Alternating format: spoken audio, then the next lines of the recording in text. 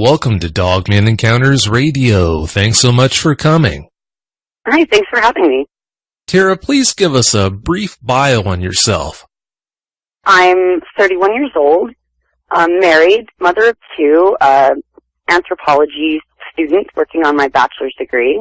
I have a background in folklore, too, so I'm not like a complete nutcase. I live in Idaho, Pocatello, Idaho, to be exact, but I was born and raised in Wyoming, and that's where the story that I am going to tell today takes place.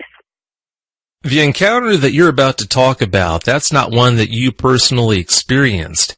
Please tell us about how you came to find out about this encounter. When I was about 18, my first roommate that I ever had was a guy named Jim. He was a few years older than me. He had graduated school probably, I think, 3 or 4 years ahead of me, so he was a bit older. And we roomed together for about 6 months. He was a really, really nice guy, very interesting guy. But one night we were up talking late. The conversation turned towards paranormal experiences. I'm a lifelong paranormal enthusiast, and he also was very interested in that stuff. And we started talking about encounters that we'd had. And he told me this story about he and his friends. And it freaked me out pretty good. Oh, I can understand why after finding out about all the details on what happened. That's easy to understand. Now, when did Jim's encounter actually happen?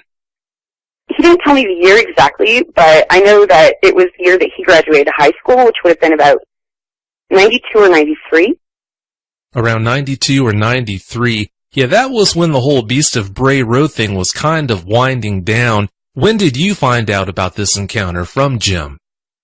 He told me about this, I believe it was 1999. If you don't mind, please go ahead and tell us all about this encounter Jim had. Well, Jim went to high school in this little town in northeastern Wyoming. I can't remember the exact name of it. I have to pull up a map or something. But it's in the northeast corner of the state. Tiny, tiny little town. Just one of those places that nobody ever really goes to. Like, the train stopped coming and everything in the town pretty much stopped. So just like a nowhere, nothing, speck on the map type of town.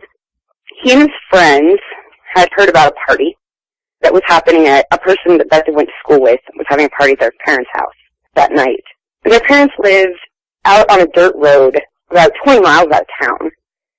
So the whole area was kind of generally known as being very creepy at night. And my friend Jim didn't really want to go. But he was the only one with the car, and his friends talked him into it. So they all piled in and started driving out of town towards where this person's house was supposed to be. It got dark as they were driving, and there were just a lot of, like, little dirt roads that, like, have, like, no signs on them. So after they'd been driving for about an hour and hadn't found the house yet, they figured they must have taken a wrong turn somewhere. So they turned around and tried to find the road that they had taken to get back to. And all of a sudden, in the middle of the road, there was this thing. And they pulled the car to a stop about 20 feet ahead of it. He described it as like a mass of fur. It just looked like a huddle of fur, is what he said, like laying in the middle of the road, and it was huge. And all of them looked at it, and they were like, well, what the f*** is that? They figured, it's Wyoming, it must be roadkill or something, but who's going to get out and drag it over to the side of the road so that we can drive around it? And they were arguing about that. And then it started to move. And it stood up. It was fully illuminated in the headlights of the car. Jim said that it was about 7 feet tall. It had the body of a man, but it was completely covered with like a thick, dark fur, but like really short. But it was still like short enough that he could see like the pectoral muscles kind of like rippling underneath the fur. And he said the head was what freaked him out the worst. He said it was shaped like a German shepherd with a long pointed snout and pointy like ears, and its eyes were like glowing green, like in the headlights of the car, and this thing was just huge, and none of them had no idea what they were looking at first, And Jim realized at that point that it was staring back at them, and it was holding a dead rabbit in its hand. And as soon as he realized that, he said the thing looked at the rabbit in his hand, looked at the teenagers in the car in front of it, then threw the rabbit to the side and started taking a step towards the car. Well, they lost it, obviously. They just flipped the car around, got out of there as soon as they could, and just drove out of that area. They didn't end up making it to the party at night at all. And he told me that he tried to tell himself it was a bear, it was a wildcat or something, but everybody in the car was like, no, dude, that was nothing we've ever seen before. It was like a werewolf dogman thing. I don't know. Like, even as he was telling me this story all these years later, I could see that, like, the hair on his arms was actually standing up, and, like, he was shaking still. It still frightened him that much. And I believe him. I'm way freaked out to go driving around that part of Wyoming at night, still, to this day. You know, before we get into the questions here, Tara, something I want to share. I always get frustrated when people ask me or say to me that they wish so badly that they could have a dogman encounter of their own. They listen to the show, they read stories about other people's encounters, and for whatever reason they get the impression that it would be cool to maybe have one of these encounters. I always tell them, no, you don't want to have an encounter with one. And like I was telling you in the pre-interview, in most cases, then it switches at that point over to them telling me that they wish they could at least see one. They want to see a picture of a dogman. And like I told you in the pre-interview, I always tell them, no, you don't want to see a dogman, even in a picture, because there's life before you know what one of these things looks like, and then there's life after you know what one of these things looks like. Out of curiosity, you said that they thought that this big, dark subject in the road was roadkill of some kind. Was it perfectly motionless in the road, and that's why they thought that? Or if that's the case, I wonder why it was laying in the road like that without moving. That's what I wondered, too, about the story. But he said, yeah, they totally confused it for roadkill at first because it was just lying there. It was completely motionless. It had a dead rabbit. I don't know what it was doing with the dead rabbit, but yeah, it was just so still at first that they totally thought that it was just a dead animal of some kind. So yeah, I've wondered about that too. Like, what was it doing? I don't know. I don't want to think about it too much. Yeah, that is pretty strange. You said that Jim told you that they were about to have someone get out of the car and walk up on it. Can you imagine being the one that drew that short straw and had to be out there with it, walking up on it when it decided to come to life and stand up and turn around? That would be a bad scene. Oh my gosh, that'd be the scariest thing I can imagine. Like, I've just heard the story secondhand, and I saw Jim's face and I saw how frightened he was still, and I can only imagine what the people in that car must have been feeling. He did make a statement to me when I asked him about it, like, well, what did it look like? And he told me that, like, it was like looking at something like that you know can't exist almost hurts your brain in a way. Like, he felt like his eyes were trying to make him see something else instead of what he was seeing in front of him. Like, no, I'm not seeing that. I can't be seeing that. Well, what is it then? And it's disturbing to your brain and like a shock to your system on multiple levels, it seems, to actually experience something like this. When Jim was telling you about this encounter, you mentioned the reaction that you noticed him having. Did he suffer from nightmares, PTSD, anything like that you know of? Yeah, he actually did. He had some pretty serious PTSD issues, actually, and some nightmare issues. I was actually a really good guess. Or maybe not a guess, because you know a lot of people who do these things. He was disturbed. He wasn't a religious guy at all, but he had a cross, like a silver cross necklace, blessed, and he wore it all the time because he was worried that this thing was following him. Like, he didn't have any reason to think that. He just was worried that, like, this thing had seen him in his friends' faces, and he was worried that it somehow would always know where he was or something. I think it, honestly, like, touched off some kind of paranoia in him or something, because he was a very disturbed man. I knew him. And it all seemed to kind of stem from this incident that happened when he was in high school. Well, after seeing something like that and living through a situation like that, I could understand him feeling that way. It's going to leave an impression on you, unfortunately. You mentioned your interest in the paranormal, Tara. before Jim even told you about this encounter, I guess it's a safe bet that you already believed in Bigfoot and other cryptids like that? I don't know about, believe is a really strong word. I'm definitely open-minded to all of those things, though. I do find cryptids to be completely more plausible than, say, I don't know, guardian angel stories. My next question for you is, after having a chance to see Jim's reaction to that encounter that he had, do you have an interest in having an encounter of your own with one of these things? No. I know that they exist, and that is so enough for me. I don't ever want to see one of these things. You sure? Ever. Yes. Absolutely sure. That's wise. That's a good answer right there. Yeah, you don't want to see one. It's good that you realize that. I found out about Jim's encounter by reading a thread that you started on a website called reddit.com. Is that the only place where you posted the details of Jim's encounter, or did you post those details in other places as well? I had also posted it on a website called Jezebel.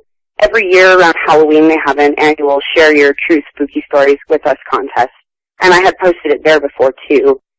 I got similar reactions from people. Most people immediately are like, werewolf! And I don't know, that's probably not a great way to describe these things. But, yeah, I've shared a couple other places on the internet, mostly with like-minded members of the paranormal community. I'm not interested in going and sharing stories with people who are just going to tell me what a liar my roommate is, what a liar I am, so. Like I told you in the pre-interview, one of the things that is so frustrating is when I go into a forum like that where people tend to go and post their encounters where they see things like dogmen. It's so frustrating when I read a thread like that and I see all the negative posts by all the idiots that try to shoot down what these people are saying. These people go to these forums to try and find help because it would seem they don't know where else to go to get help in the first place. And then, as a result, after having bared their souls to talk about these traumatic encounters that they've had with dogmen, to have these idiots make fun of them and say all the cruel things that some of them say, it's just so frustrating. It drives me crazy. Do you think that if you would have been giving the details of an encounter that you personally had had yourself compared to relaying the details that Jim had shared with you, do you think the reaction that you got in those online forums would have been any different? I absolutely think it would have been different. Well, it would have been more personal, definitely, because it wasn't my own story. It's just what I was relating secondhand. They're not really attacking me because I'm just relating the story as I heard it.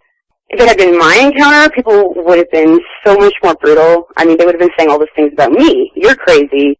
You misidentified this thing, whatever. So I think the fact I'm just relating a secondhand encounter sort of shields me from a lot of the criticism that the people who have these encounters must just get directly. I mean, it's no wonder that more people don't come forward because they're just mocked at every turn, you know? Like, there's really nowhere for these people to go. I mean, to have an experience like this and then to not even really be able to find a place within the paranormal community to share it with without being mocked is just, I mean, that's got to compound it so much more and just make it even more painful. And I really feel for those people. Well, you're not alone. I feel for them too. That was the biggest reason, Tara, why I created Dogman Encounters Radio and the websites as well. As more and more time goes by, I hope more and more people like Jim find out about Dogman Encounters and reach out. Now, having said all that, after Jim told you about that encounter, did you go crazy researching the Dogman topic every chance you got, or how did you handle it? Well, when I first heard the story, it was sort of pre-internet days, at least as we know it now. There wasn't really forums you could go on or anything. Sometimes you could go to chat rooms that were themed around paranormal encounters or something, but there wasn't really like the wealth of information. It wasn't really gathered yet or accessible. So I didn't really do a lot of research, but I certainly reached out to people and tried to encourage them to share their stories with me, no matter how strange they sounded. Because I think one thing that this whole thing really impressed upon me was that these people, you have to listen. Sometimes things are going to sound so crazy, but these people are telling the truth, and once you've accepted that they're telling the truth, then you really have to honestly engage with what they're saying. That these things exist, and what are we going to do about it now? Basically. That's a really good question. Really makes you wonder what the future of all this is. Will one ever be discovered and brought forth? Who knows? If I had to bet, I would say no, but time will tell. Did you ever do any digging into finding out if any other encounters had occurred in that area where Jim had his in Wyoming? I actually did, and actually found out some really pretty interesting stuff. Around that area, there's actually a local legend about a hellhound, or at least something that people call a hellhound, that is supposed to stalk around those hills there. And that a lot of kids who were raised in that town that I actually talked to told me that their parents wouldn't allow them to play outside at night because of this thing that was supposedly stalking around in the foothills, what they called the hellhound. I wondered later if maybe the two were connected, if perhaps what people were referring to as a hellhound in the local lore was actually this thing that my friend and his friend saw that night. So I think it might be connected. I think it's highly likely. It just might be. They do go down on the four legs, and when they do, they can look a lot like what you would expect a hellhound to look, so I wouldn't be surprised. Well, Tara, do you have any closing comments you'd like to make? Just that, to everybody who's had a strange encounter like this, know that not everybody is going to call you a liar. There are people out here who've had the same experiences, and we're looking for you, too. So keep looking, and we'll find each other. Really good words. Well, thanks again so much for coming on, Tara. I really do appreciate your time. Thank you for having me. It was lovely. Oh, thank you. Don't be a stranger, okay? Okay, I absolutely will not. Sounds good. Well, have a great night. You too. Thanks. Bye. Bye.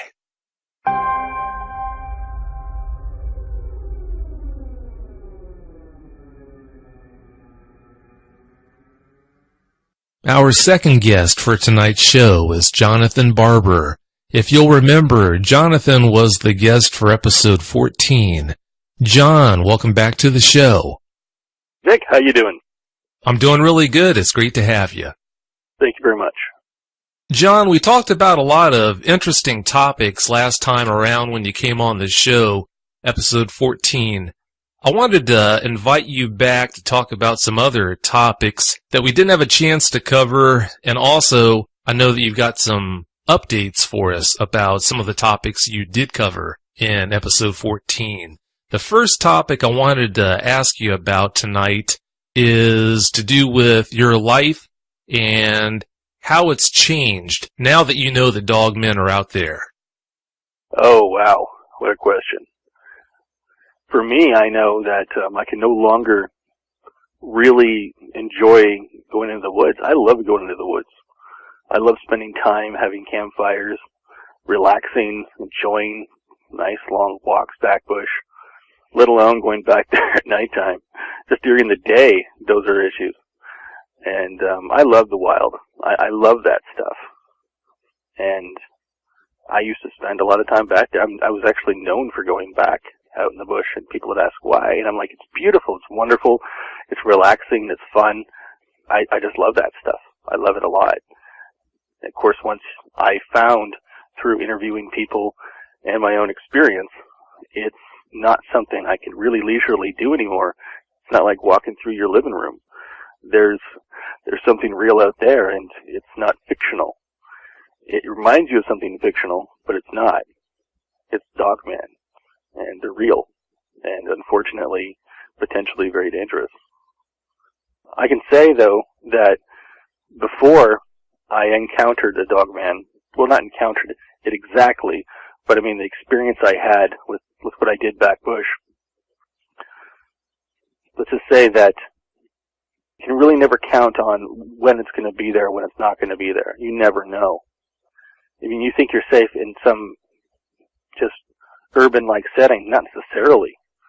I mean, the reports that people have came out with, it's unnerving. I mean, when I think about this, you have to understand that I have to go back into my head and relive a few things that I've experienced. When you run into something in the woods that charges you, and you think you know what it is, it turns out to be something, and there's nothing in the world that matches this, especially where you're from. And there's only one thing it could match. There's one of a couple of things it could match.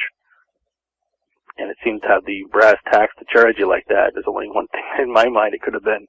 I'm telling you, there was only probably one thing that saved my life. And that was because I think I confused it.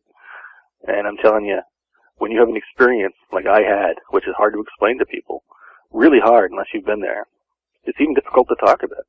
I'm sitting here reliving it in my head at this moment when I'm talking about it, and I'm like, just, whoa, you know? And you never really 100% get over it.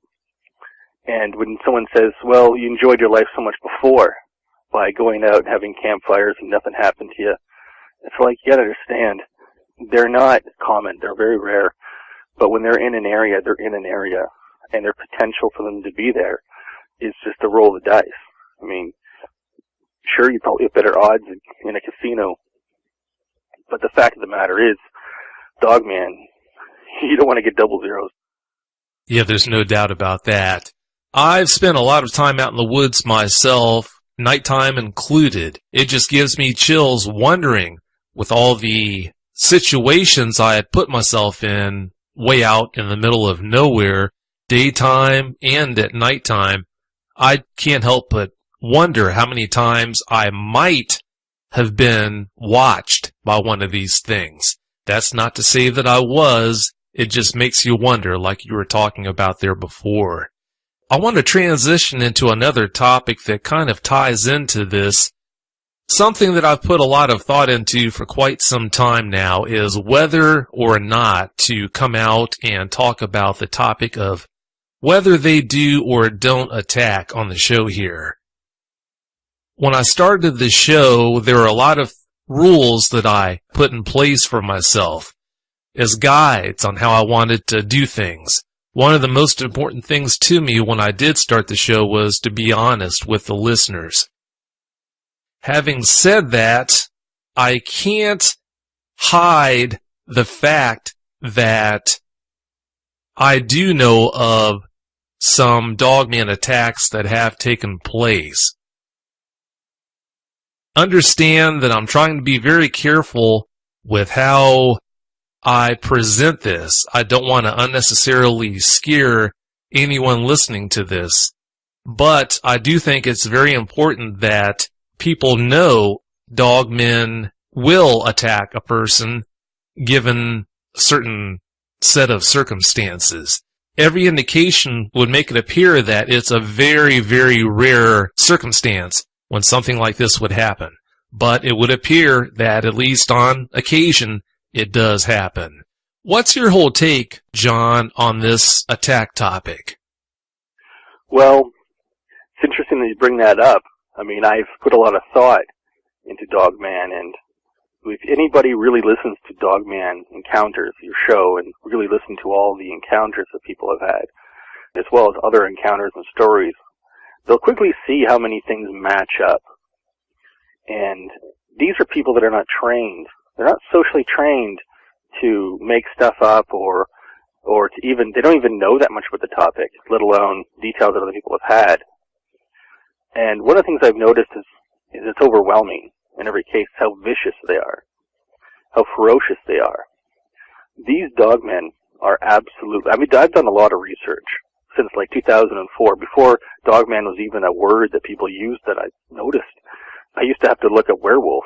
I used to get all these movies and, you know, and that's what I would find when I went to, you know, I had to really be specific. That's how I found that one. It wasn't a post, it was a site, a native site, years ago.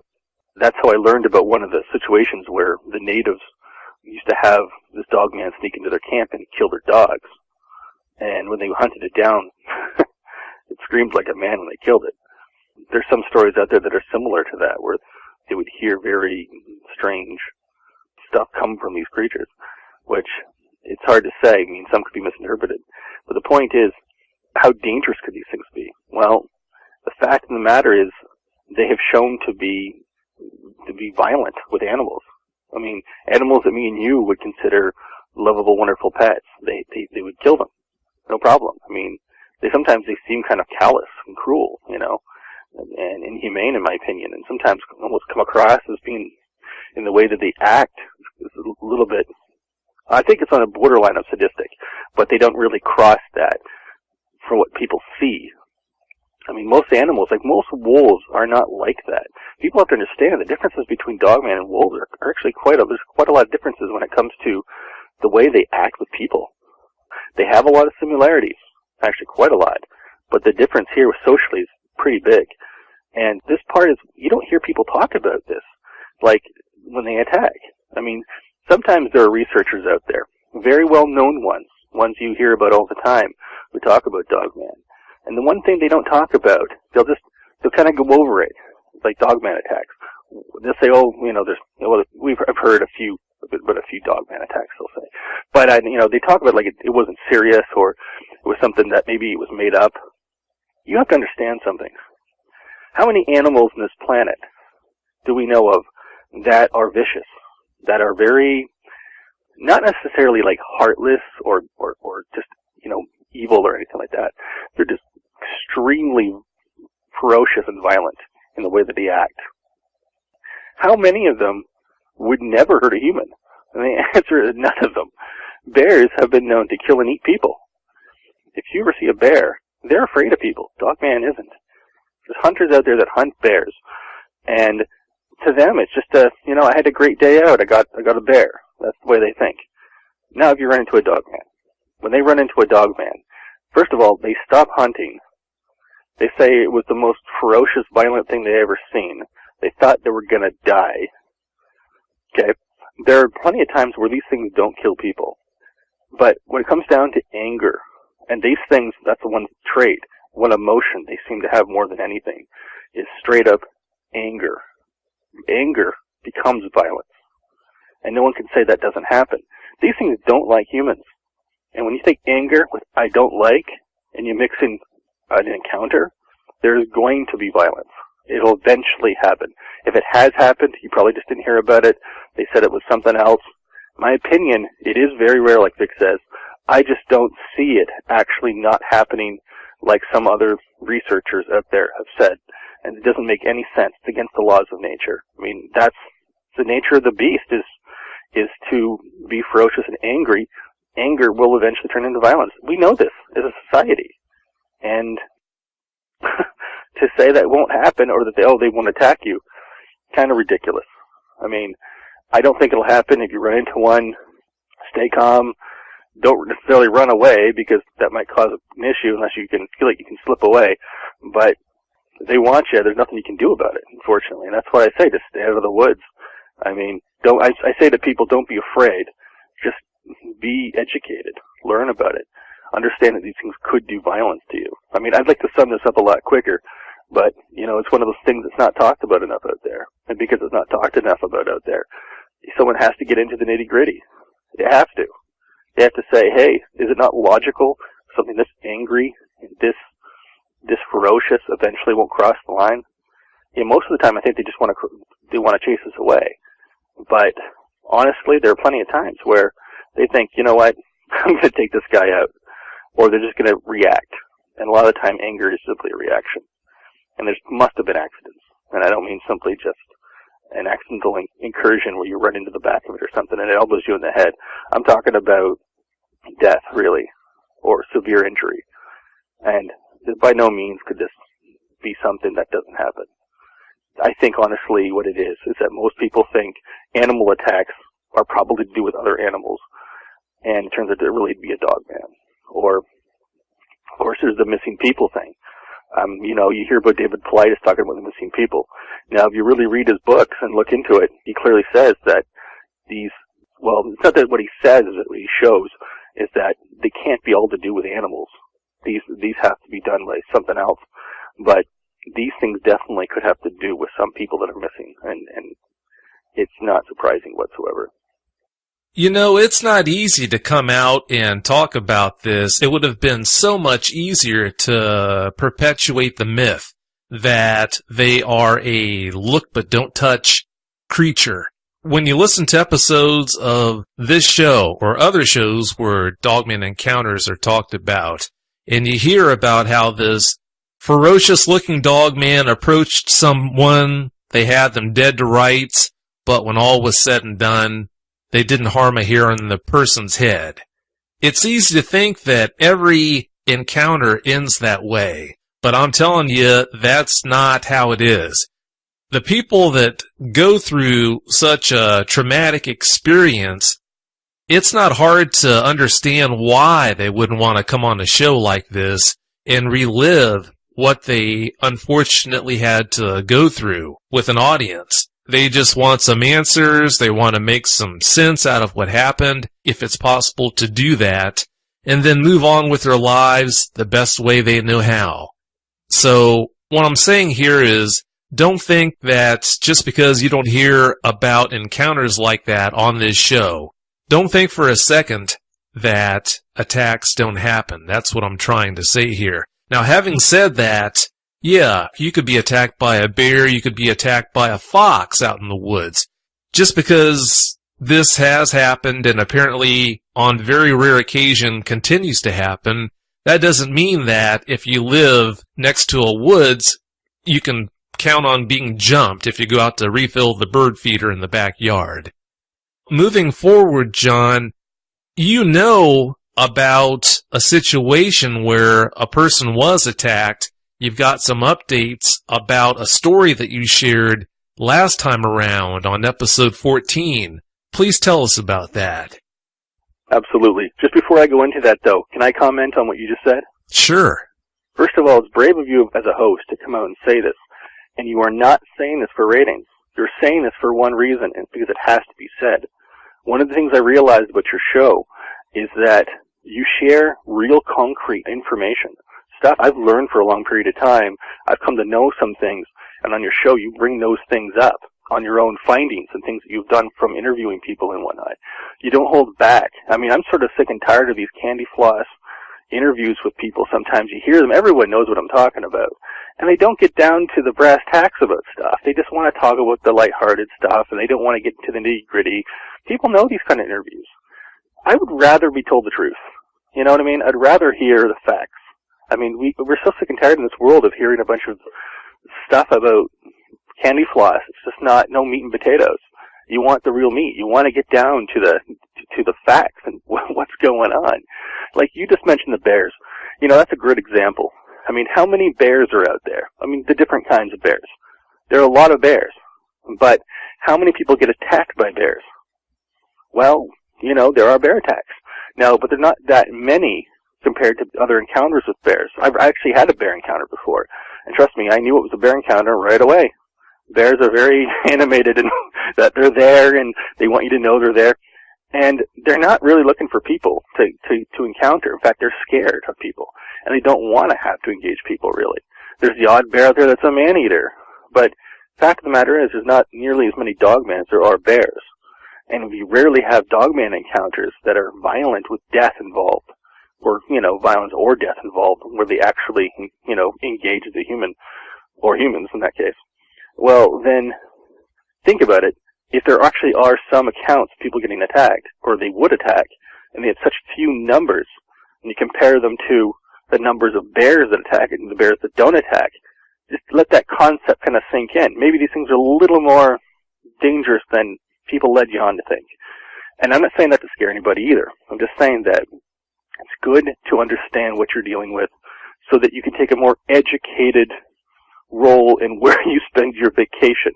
You know, you can look around and be a little more observant about your surroundings.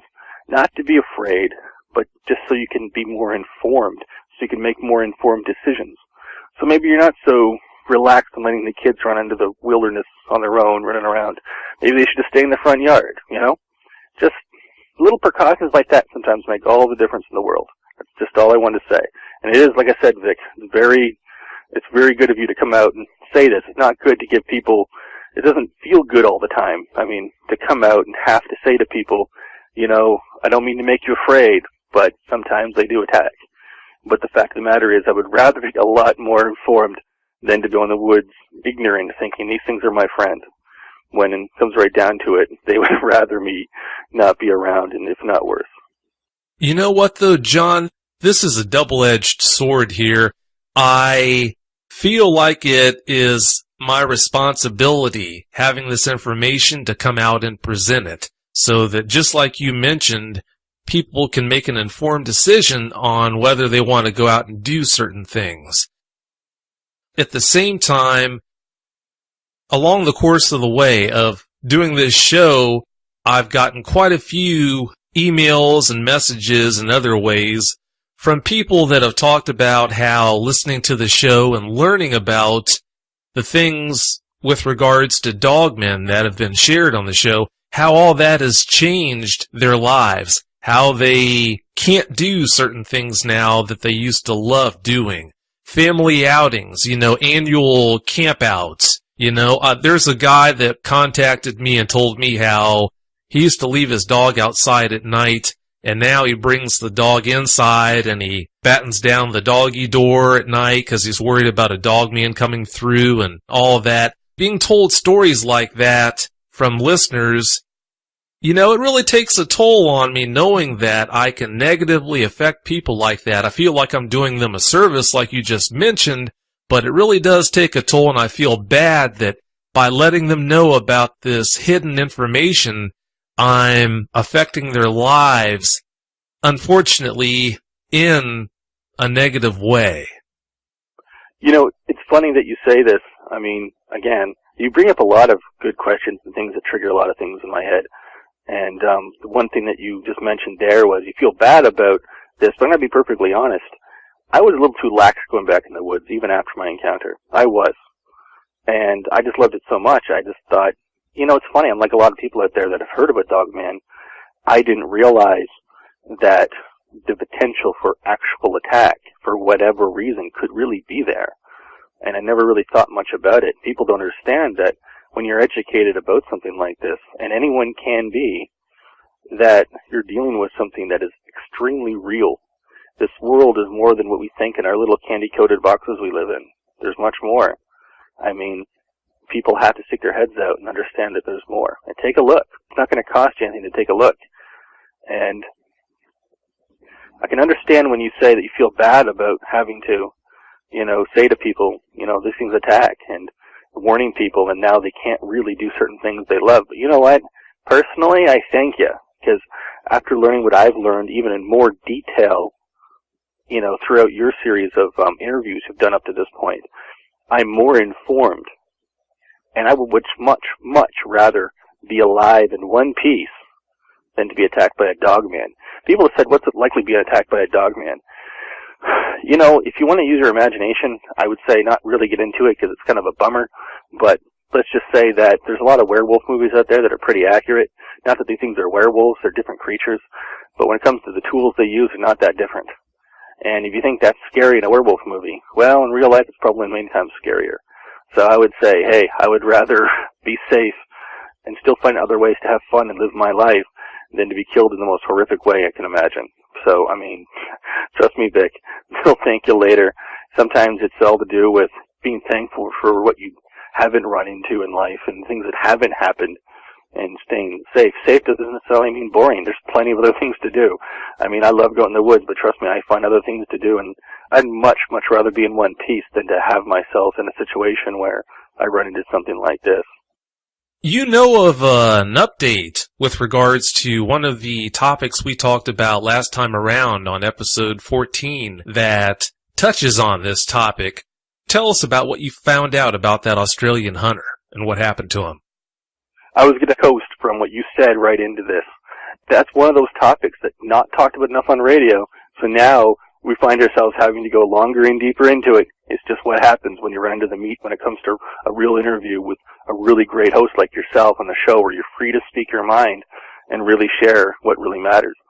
I'll tell you right away, this thing that occurred on the last show, episode 14 I was on.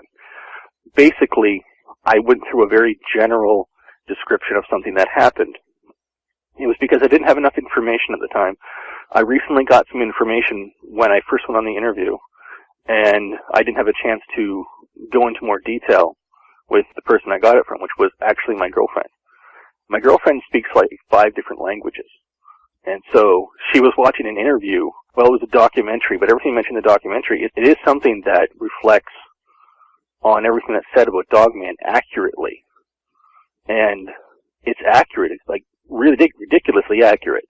I see a lot of documentaries talking about Dogman, and a lot of them are just, they're there just to entertain. They don't really worry or take the time to consider the accuracy of the information from what I see, in my personal opinion.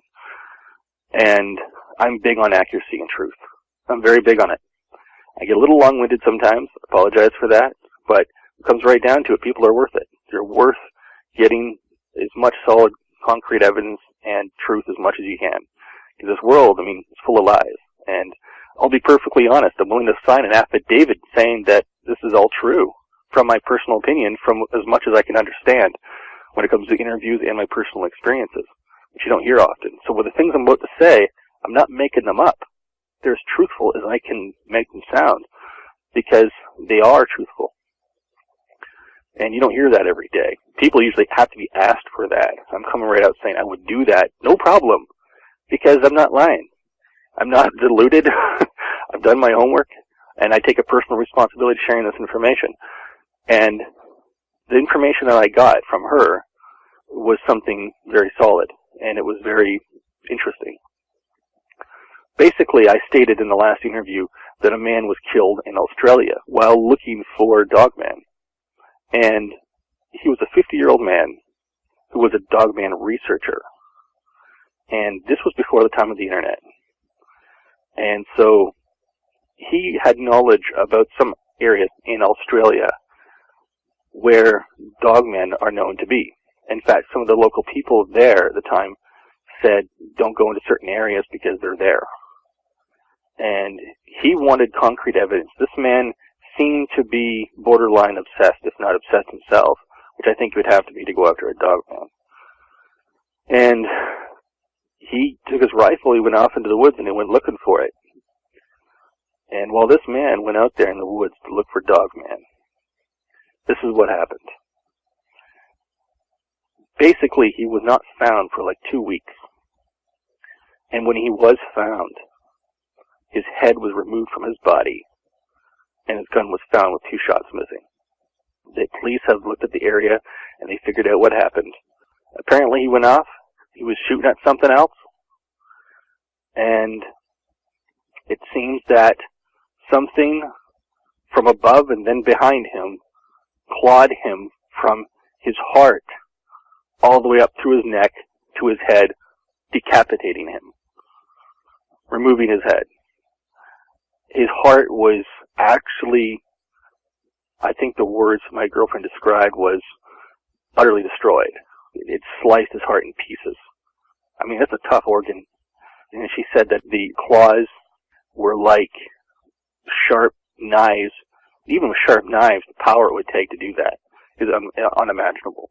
And it sliced up and took his head off, and then that was it. There was no other bite marks or anything else like that. If that happened anywhere else in the world, you can't actually say what it could be, because, see, animals don't just slice and walk away. Animals, what they do is they usually, like a bear, for example, will maul. They'll maul their target. They'll bite the target, come down, and there'll be multiple bite wounds and stuff like that. Nothing just slices and walks away. Even tigers and stuff like that. I mean, hunters know this. This was really, really screwy to the people there who didn't know about this stuff. And the wound was ridiculous. And he was found dead, decapitated. No part of him was eaten. Just that one hit. And they think whatever it was came down from the tree. And the funny thing is, I told my girlfriend this, and she didn't know this. She doesn't know everything about Dogman. I have to tell her a lot of things, actually. And I told her, did you know that they're known for going up into trees? You know, Vic, you're always saying that, hey, keep your eyes looking up, too. You know, I want to remind people of that, because you're right. Because she told me this without knowing. We didn't know. If I didn't know this, and she told me this, and I told Vic, Vic would sit there and tell me, hey, they're known for going up into trees. You don't have people telling each other information that they don't know about and having it turn out to be lies like this. Like, these double-blind things are not something that you come across every day and have them turn out to be phony. It freaked me out. You know what's ironic about that, too, is they also seem to prefer to attack from behind. She didn't know that either. Yeah, that's really freaky. These things are cunning. Those scrolls they found in Egypt, they are ancient scrolls. And they talked about Dogman in detail, like we talk about on the show here. Like, all the interviews you have with people, this is stuff, a lot of those details were mentioned. Even how unkillable the thing is, unless you take a spear to the heart to them. Take a spear right into the heart, that'll kill them. I mean, you have people in the show talking about, shooting the thing, and it still comes at them. Some people think, well, I shot it in the chest, though. Like, Larry mentioned that. And he's a vet, and this guy has great aim, and I talked to the guy, he's a good guy. Honest. And I'm telling you, there's a good chance, I think, in my personal opinion, because I used to work out, so I understand what it takes for muscle to properly function. It takes a lot of strong bone. And so if the bone is big enough and strong enough, and this thing is like 7 feet tall, then the bone structure could be incredibly dense. So you can understand if it hit a rib and maybe chipped the rib or broke the rib, it might not necessarily be able to penetrate the heart or even hit the heart. So I can maybe understand why that didn't happen. Maybe. I'm just taking a guess here. I'm not an expert when it comes to bullets and guns and whatnot, but I can say that it takes a lot of bone, strong, dense bone, to sustain that level of strength. That's one of the things in nature that a lot of people don't understand about. So when this thing came down and actually sliced this man and took his head right off, they walked away, and they're very cunning. And he was firing at something else. If he was looking for a Dogman, I don't think he was shooting at koala bears, because he wouldn't want to give away his position. People there in the local area said that they were out there, not it was out there. And if these things are anything like wolves, they're going to be in packs. I mean, you said sometimes they run with coyotes. I mean, heck, where I live, there are coyotes. I've heard them even where I had my encounter once. I've heard coyotes in that exact area. I've heard them. I've encountered them. That's really freaky. That's some freaky stuff. And, when people say when they go in the woods hunting for Dogman, people need to understand that they're going to know you're there before you do. And I mean, before you know you're going to go there, but they're going to know that you're there before you think that they're even there. And the thing is, they have incredibly good senses, and that's one of the things it talks about in those scrolls, was they have really good senses. They're very cunning. They're very smart. They're very powerful. And they're hard to kill. And unfortunately, we're not talking about a horror film. We're talking about reality here. And it's just better to be informed than, be on a slab. Oh, there's no doubt about that. It's funny you mentioned the whole Australia topic, because last week in the middle of the night, I received an email from a Yowie hunter who had taken some pictures, as it turns out, years ago, of what looked to me like bona fide Dogman prints he found in the Blue Mountains. I'm going to post some of those pictures that he sent me of those, what seemed to be Dogman prints. They look like Type 3 Dogman prints, to be more exact. I'm going to post some of those pics in the YouTube version of this show, so the listeners will have a chance to check them out and see what I'm talking about here. Could you refresh some of the people on what a Type 3 Dogman is? The whole scoop on that is, you've got in my opinion, two main categories of cryptids, creatures out there roaming the woods that people call dogmen. You've got what I call a canine type. It looks like the traditional modern-day werewolf, like what you would see on the movies, like Underworld, for example. They can look like that. They can look a little different from that, too. But you've also got a category that is called Type 3 that looks very similar to what you would expect a Bigfoot to look like, but this specimen has got a muzzle, whereas a Bigfoot has a flat face like a human, for example. And also, the Type 3s have claws. Now, understand, there are a lot of people out there that mistakenly think that Type 3s are a type of Bigfoot, but they can't be. Every indication, when you look at the features Sasquatch seem to have, they seem to have toenails, they seem to have fingernails, and other physical traits that point towards them being a type of ape. Well, apes are primates, that's no surprise to anyone. Understand that primates don't have claws. primates have nails, fingernails and toenails. The fact that type 3 dogmen have claws would preclude the chance of them being a primate. In other words, that would take away the chance of them being a type of Sasquatch. Claws, they have their own blood supply, they're attached to bone, whereas fingernails don't have that blood supply, and they are not attached to bone. There are definite differences between the two. Having said all that, when you look at these pics on the YouTube version of the show, you'll see that these prints look very similar to Bigfoot prints, but the one noticeable difference is they appear to have claws at the ends of each toe print. Moving forward, you told me that you've got an update on the story that you shared in episode 14 about your girlfriend's grandmother's encounter that she had in Morocco, I think you said? It was actually the place that's next to Morocco. See, I made the mistake because I thought her grandmother lived their entire life. And I realized, oh no, when she was a child, she lived in Algeria, which is next to Morocco. It's pretty much the same kind of environment, the northern top part that's near it's sort of closer to Spain. It's like there's a giant, the Albornian Sea is like between that and Spain, and they were at the northern part on the waters of that. Now, back then, there used to be a lot of forest. A lot of forest. If you go on Google Maps now or Google Earth, you're going to look at it and you're going to go, hey, there's not a lot of forest there. How could they be there? Well, back then, there was a lot of forest, and this was 1935. And well, actually, tell you the truth, it's not even that far away. Really, if you look at the map from, what's the name? Italy. Yeah, Italy. It's just like across the sea. There are parts of the sea that are not that far. It would be very difficult for something to skip across to one island and then finally over to Italy or vice versa. So and they are known to travel. That's another thing people need to understand. Just because in your area, if you think, oh well, nothing could ever show up here. Oh yeah, they could. They show up in the darndest places. See, when I was told this, my girlfriend didn't really know much about Dogman. She didn't know much about any of this stuff. Like most people, she didn't know. And when she told me stuff, I filled her in. And she was very much wowed by it, you know. And that happens quite often on the show. People will talk to Vic. And Vic, you'll notice that they'll say things that collaborate with each other. You know, if you're a detective and you're hearing collaborating evidence like this, you're getting pretty close to having an arrest and conviction. So I'm saying people need to understand the concepts of what we're dealing with here.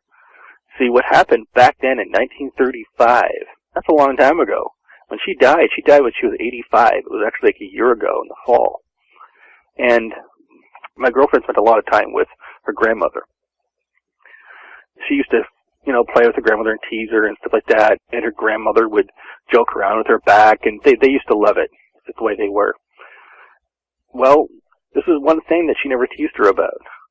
She did it once when she was really little and decided not to do that again because it's something that stuck with her her entire life, all the way until she was 85.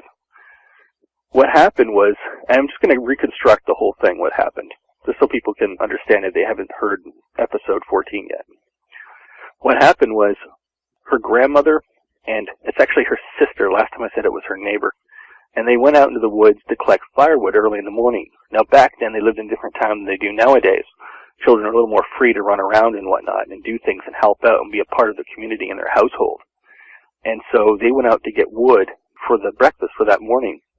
They lived in a small village, and they weren't rich. They weren't that well off. They just had, like, these houses made of wood, not shacks or anything like that. The house was sitting on concrete, so it wasn't, like, ridiculously poor. But it just wasn't, like, a rich thing. It was simply just, like, a wooden house. And that's important for later, and I'll get into that. Now, they went into the woods, and they were looking for firewood, and it was still dark out, and apparently, from the right of them, out of nowhere, emerged like a 7-foot dog man. Immediately, they noticed all the detail. It was right next to them. It was like literally just a few feet away from them.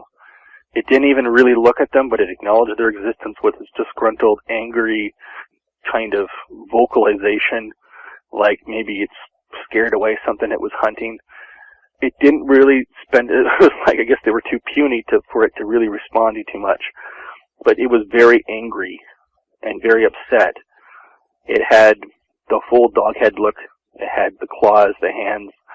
It had even hips, was what she said. Like a man's hips. And very strong legs, but the legs were canine. And like you mentioned before, Vic, I want to say the last encounter, those were claws and not nails. Nails would not do that. The claws that killed that man before, they were claws, and they said they were claws. So that's important to note that authorities said those were claws. Now, they thought that when this thing emerged that they were going to die. And it just ran off at like a couple of bounds into the woods, and then it was gone. They said not only was it gone out of sight, it was gone out of sound. It didn't make any more sound. It was huge, but it didn't make any more sound. This is what unnerved me when she told me these details, because what I ran into at the dark that one night, long ago, whatever it was ran at me. It seemed to have intent. And I don't know what it was. At first I thought, because I thought it was my friend, that the intent was to scare me or something, or to freak me out. Not that it was I want to freak him out intent, it was just intent. I assumed the intent was to just kind of jump out in the woods and go boo kind of a thing. But once it stopped, I didn't sense that anymore. And I said, "How you doing, Steve?" And it turned into confusion. Now, the reason I'm bringing this up at this point is because when it ran away, just as I heard my friend's voice, it did like a 180 and turned and started to bound away. I say bounding because I couldn't make out the footsteps. It didn't sound like, 1, 2, 1, 2, but it also didn't sound like 4 legs. It sounded like a weird collaboration of maybe both. But I heard it for the first couple bounds or first couple steps, and then I heard silence. But people have to understand that when you're back in those bush-like areas, like I have been for years, I hear people going to the woods for like yards and yards and yards. I mean, it's like like an elephant in a china factory. It's a bush. It's not just a forest. It's noisy. I mean, there's a lot of broken branches all over the ground and everything. It's easy to hear them. But when it gets with pads, foot pads, it's easy to end up going into prowl mode. But it went silent just after about 30 feet. And so when she mentioned that, it scared the dickens out of me. In the story, they took off and ran back home and told their parents, and their parents right away believed them, because people in the village, they would talk about these things in the woods. Like, they had a healthy relationship with wolves that lived around the area, and they were fine with the wolves. They were happy with the wolves. They used to sometimes feed them. You hear about stories people have when it comes to having, like, the sort of a village relationship with a pack of wolves. You can actually look this kind of stuff up and find people getting along with them. It was actually that kind of relationship. Wolves didn't mind them every once in a while. They got fed by them and left them alone, and, it's a healthy respect kind of a thing. I don't think people should feed wolves, though. These people back then, they grew up around in the wilderness areas like this, so they knew what they were doing. So I don't suggest people do that, because there's probably a right and wrong to do everything, and the wrong part of that could be being bitten or worse. So don't do that, but they had a good relationship with them. But unfortunately, they knew these other things were out there, and they said to people not to go out there. Don't go out in those woods. And here's the ironic part. People would go missing, including children, and they would never see them again. And I can't say 100% that they're all dogman, but to say they're not, I think it's pretty ignorant, or at least extraordinarily naive. Now, the rest of this story gets a little more disturbing if you had any kind of experience before like this. Apparently, before and after this encounter, they have actually had, in the middle of the night, something banging on the walls of their house. And like I said before, their houses are made of wood. Not like a cabin, which has really thick walls necessarily. Some cabins are made of logs and stuff. This isn't like logs. These are boards. So whatever hits the house, it's like it's standing right there. And it would freak everyone else in the house out. And every once in a while, they would hear outside the windows heavy breathing. It's the same heavy breathing they heard in the woods. That's another thing I forgot to mention, is that the breathing had a very deep breathing sound it made when it came came out of the woods. And it had very deep red eyes. Actually, the eyes were really, really red. And I asked her, was it glowing or was it just red naturally? And she said, I couldn't tell. Well, not that she couldn't tell, but her grandmother said that she couldn't tell. They couldn't tell if it was glowing or if it was actually just a reflection. Probably a reflection because they have great night vision. So it's hard to say, but some animals, apparently when they get angry, it turns out even people, sometimes you hear about their eyes changing color. There's probably some reason for that, but I'm not a biologist, I don't know. So anyways, so in the middle of the night, sometimes they would have that happen even before and after, like they were letting their presence known. You know, like stay away from the woods, we're out there. And I don't know about you, Vic, but if I was in a house and I heard heavy breathing like that outside my window, I'd move. And it turns out actually that they did. They ended up moving to the next village over where it wasn't as bad, or not actually happening much at all. For some reason, that one area was singled out. Yeah, if something like that happened to me, John, I'd definitely have a Century 21 moment. That's good. Now, John, you sent me 3 pictures that show the area where you had this encounter that night. What I'm going to do is I'm going to post them in the YouTube version of this show so that the listeners can not only look at the footprint photos from Australia, but they can also take a look at these 3 photos that you sent me as well. If you don't mind, please tell us what to look for in each of the 3 pics. The first picture, you'll see a root system and some trees. And the roots are almost like a stepping place where you can easily get up onto the plateau. That little root system you see there, I've walked up about 1,000 times in my life, and where this took place was really close to the encounter I had. It's about 50 or 30 feet to the left of that root system I was talking about in the interview.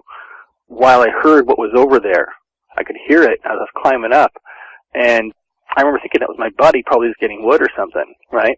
And thinking he's probably going to try to jump me. So I was walking up there, and I was starting to turn to the left, and I'd start to walk through the bush right to the campsite, knowing he was probably going to jump out, you know, the way guys are with each other and try to scare me. And that's when it charged at me. Now, after the incident, and if people want to hear about the details of that, they'd have to go back and check it out on episode 14 for more details if they want to.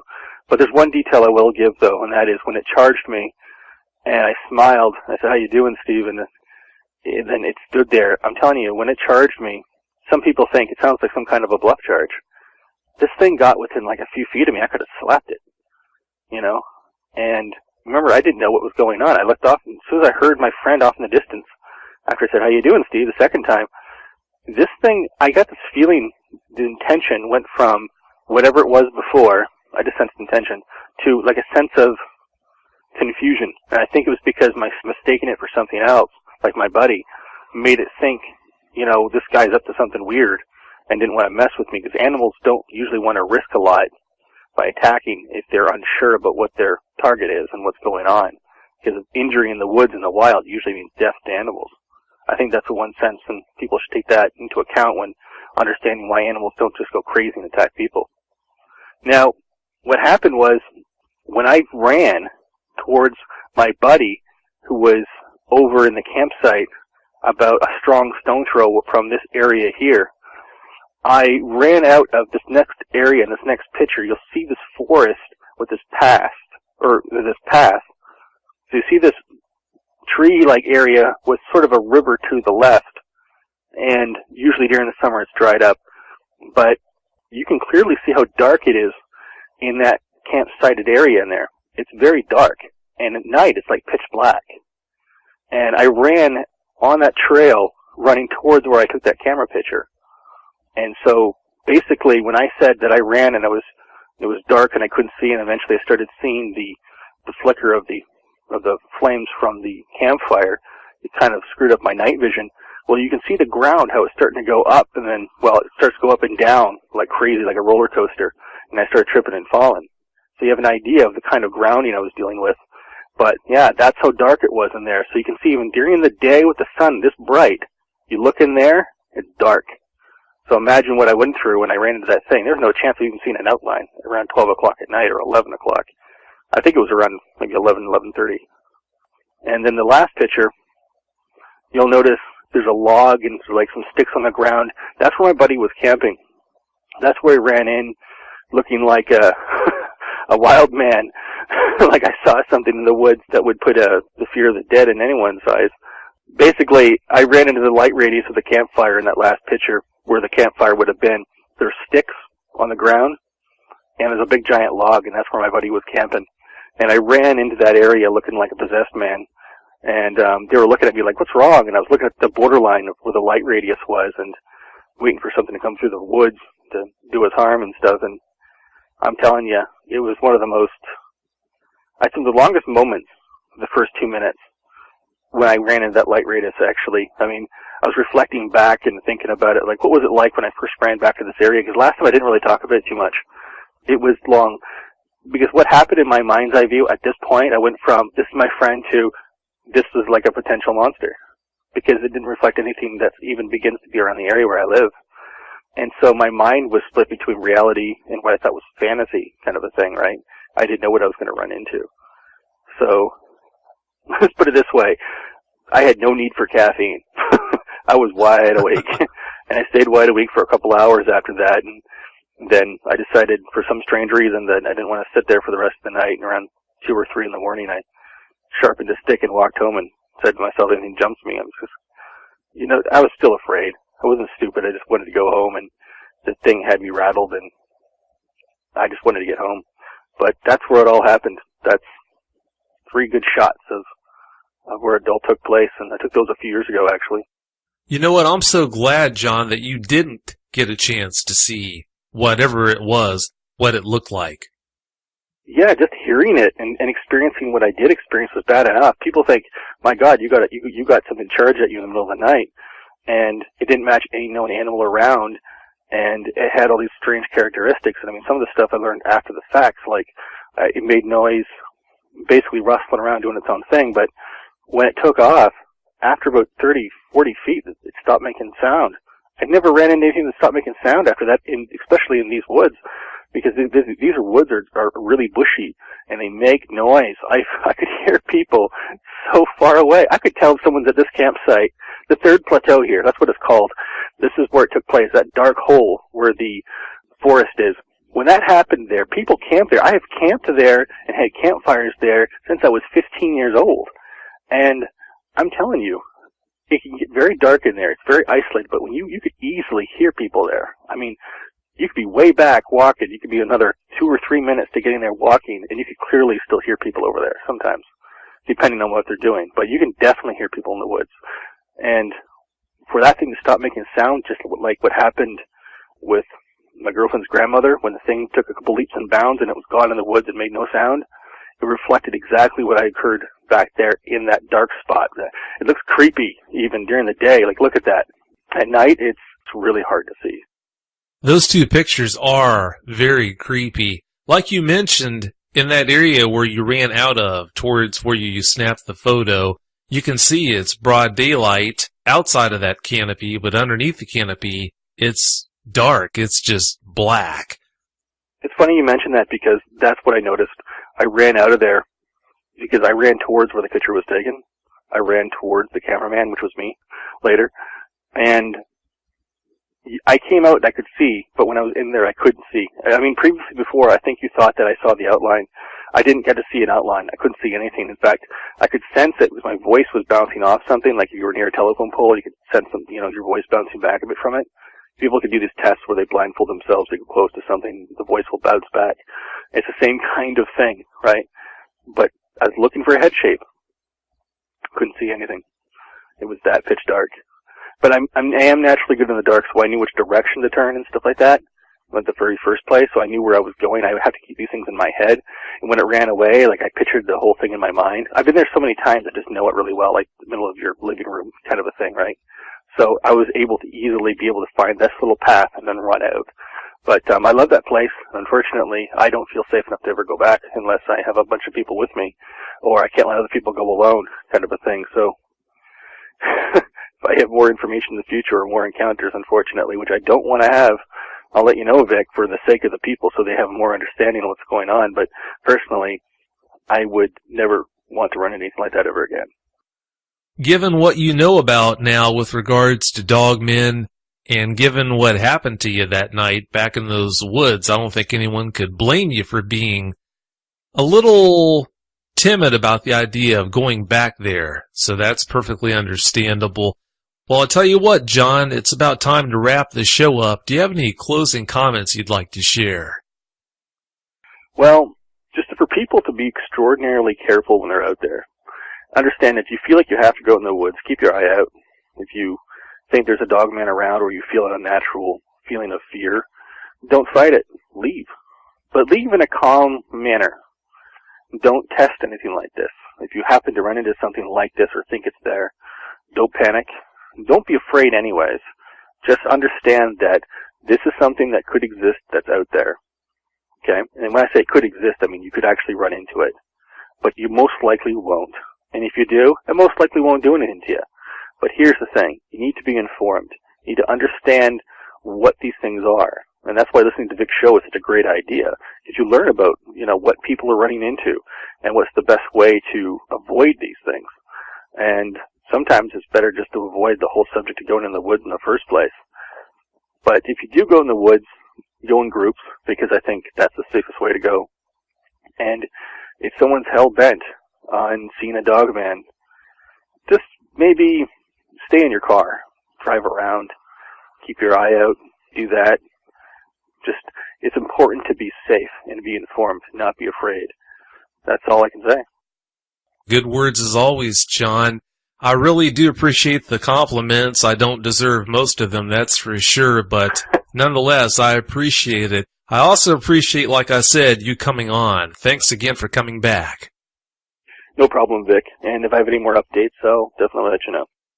That sounds good. Well, as always, don't be a stranger, okay? Absolutely, Vic.